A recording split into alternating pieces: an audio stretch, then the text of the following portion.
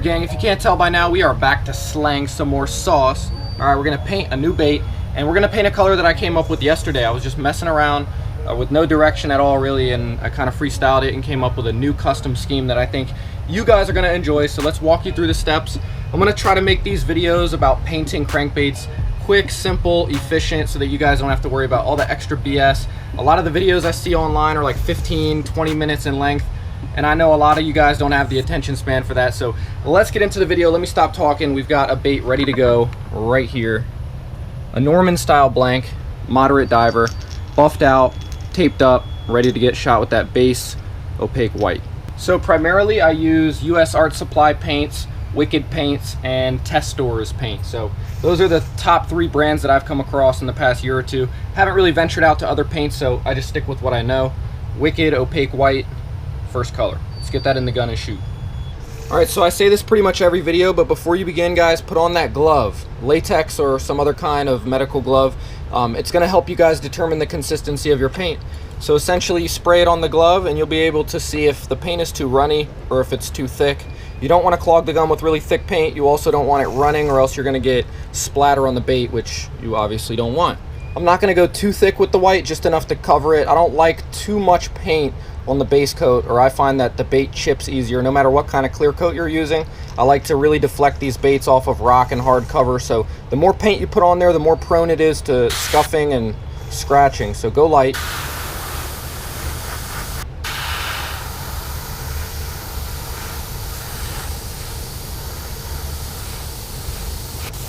All right, that's about all you need.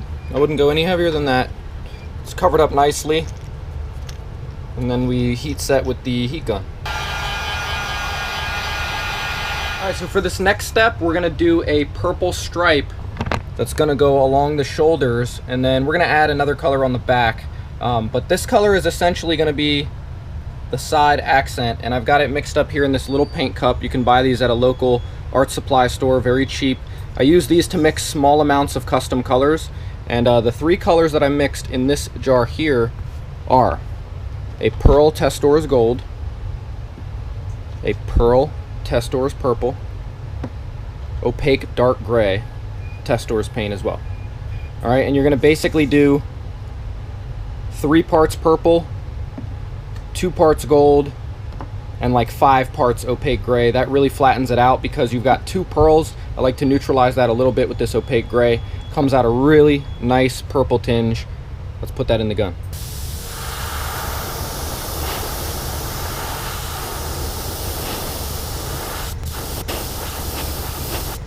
All right, that's perfect. That's exactly how we want it. We're gonna apply the same sort of thing to the other side.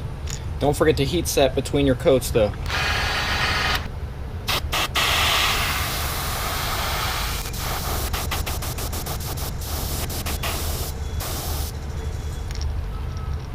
All right, make sure it's even. I don't mind if any paint gets on the top because we're gonna coat that with a black next, but just make sure it's even on the lower layer. So you can see that this side is a little bit lower, so we're gonna fix that.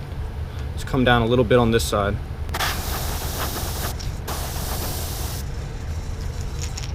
All right, now we've got both sides coated in that custom purple. So the next step is gonna take this Test Stores opaque black, and all we're gonna do is we're gonna take the black and we're gonna coat the whole back, and then a very little bit of the upper shoulders, joining that purple, and you'll see how that comes together.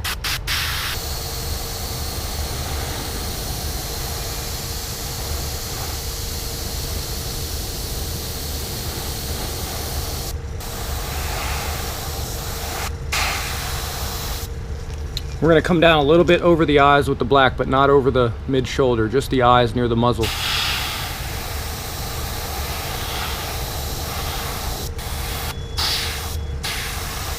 All right, and that's perfect. Black coat on the back, meeting the upper shoulders of that purple, and we're on to the next. Next up is gonna be a pearl gold accent. This is also a Test Stores paint, and this is gonna go lightly dusted over the black. And the point of this is just to make that pop, and then we're gonna add a pattern to that later, and you'll see it'll make it really jump out.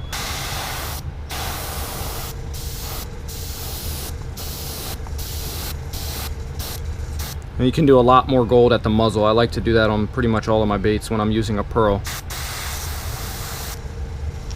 right. You can see that gold accenting the back. Looks good. Okay, so we're moving along pretty quickly with this custom color.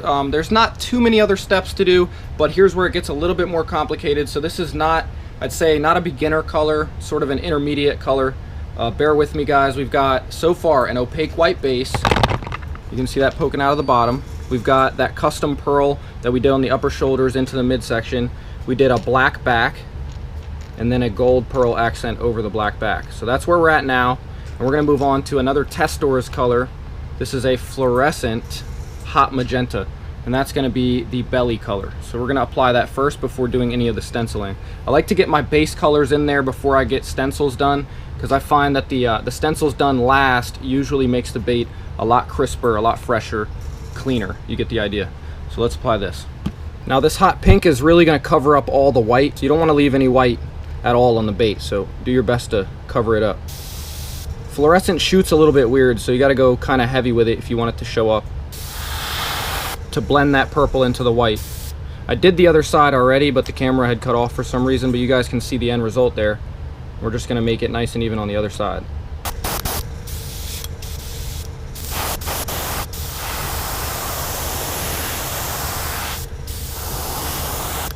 Looking good. Now it's time for the belly.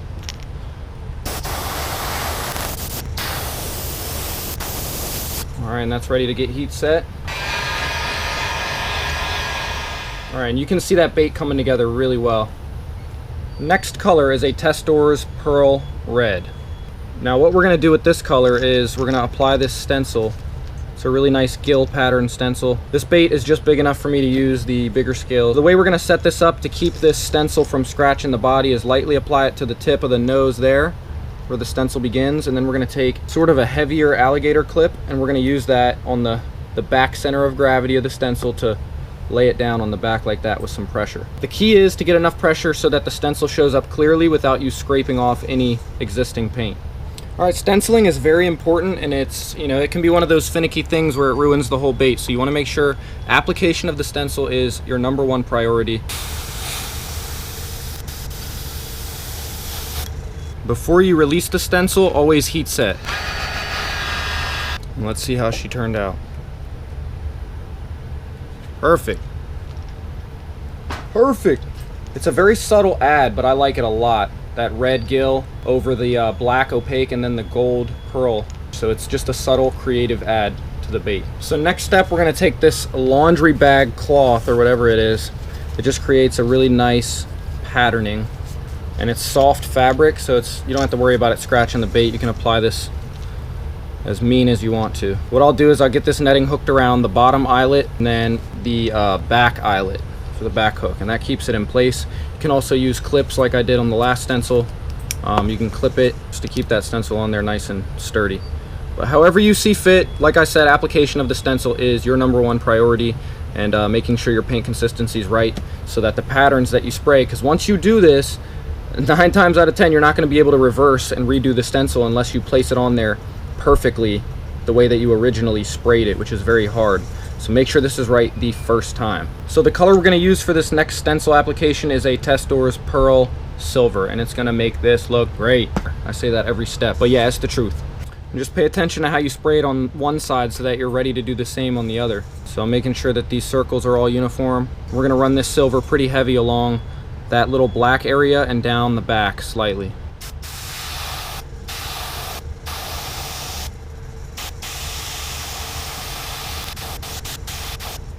Alright, heat set that.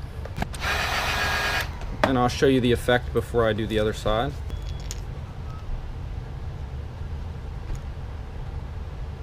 And now make it uniform.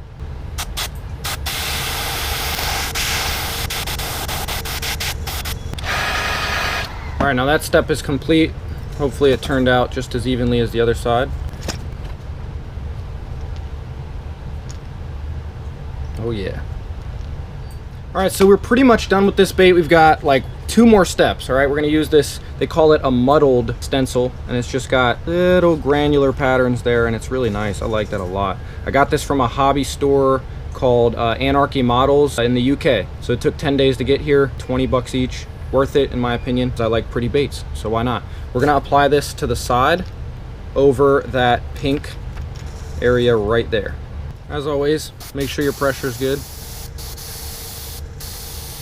On really intricate design stencils, I like to have perfect contact with the bait, so the best way to do that is to lay it down and literally hold it to the bait like that. It's not the best camera angle, but it's going to get the job done. You'll see in a sec.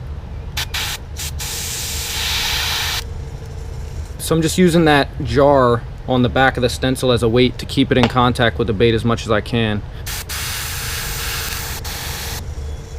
And as usual, heat set before you take that off.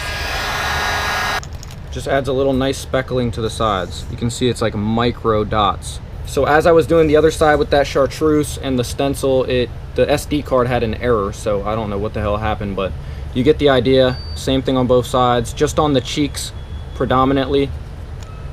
Just adds a very slight detail to it. It's hard to see with this GoPro for some reason, but in person it pops, I promise. And then we're gonna add one final step, which is gonna be an opaque Testors black splattering along that hot magenta fluorescent belly. Testors opaque black is in the gun, and I've shown you guys this before. Maybe I didn't give you the best camera angle for it or whatever, so let's talk about this technique, which is splattering. So the black is in there, right? And we're running on an average of 20 to 40 PSI, depending on the paint I'm using.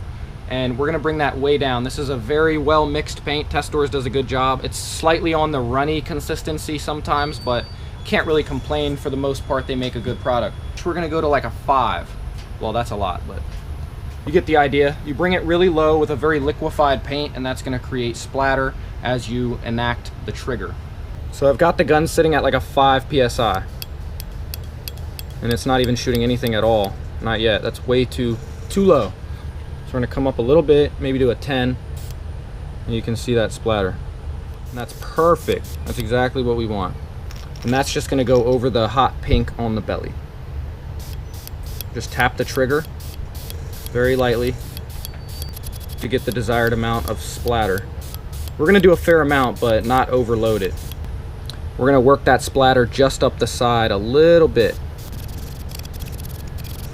We're gonna try not to cover that chartreuse stencil, and we're gonna try to put it in that hot pink stripe towards the butt of the lure. Like I said, not too much. I'd say that's about enough. And there you have it, folks. A very enticing shad, kind of weird retro, awesome color. Don't know what to call it. Maybe you guys can help me with that. If you guys are interested in this color, holler at me. I'd be glad to paint it up for you. But that is a very simple, well, not too simple. You guys gotta have a few techniques down to get this complete, but I have faith in you. Follow my directions, and they should help you out.